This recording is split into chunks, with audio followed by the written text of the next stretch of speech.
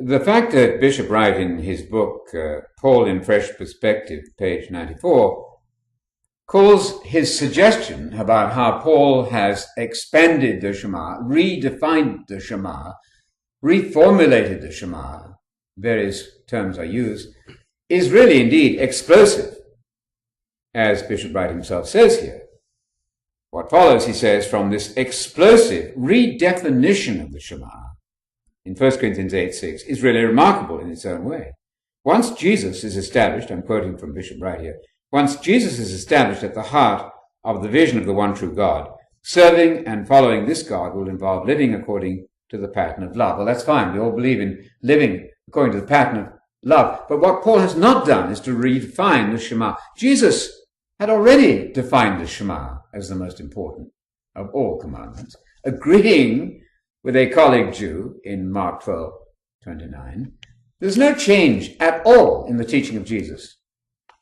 And heaven forbid that we should move one step from the teaching of Jesus, and much less appeal to Paul as altering the Shema, which would require pages and pages of information. We know the extent to which Paul had to go to redefine what is meant by Torah in the spirit rather than the letter. That's a massive discussion in Paul, of course. But Paul has not redefined the Shema. This is to shake the foundations of the whole of true theology. The Shema, the God of Israel, the God of Abraham and Isaac and Jacob, is quite patently a single, indivisible person, divine person. God is Is. That's what it says in the Shema. The Lord our God is one person, one Lord.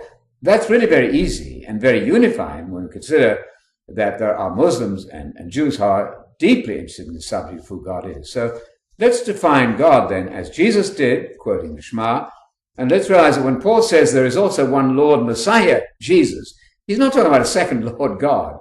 He's talking about the my Lord, the Adoni, the non-deity title occurring in Psalm 110:1. So I say, on with Psalm 110:1. Let's talk about that massively, and let's take the time to define the second Lord there. It's not a second Lord God. Heaven forbid, the universe falls if we're talking about two who are Lord God. No, it's the Lord Messiah Adoni, not Adonai, the Lord God, but Adoni, my Lord, with a little L, as it should always be translated when referring to the Messiah Jesus.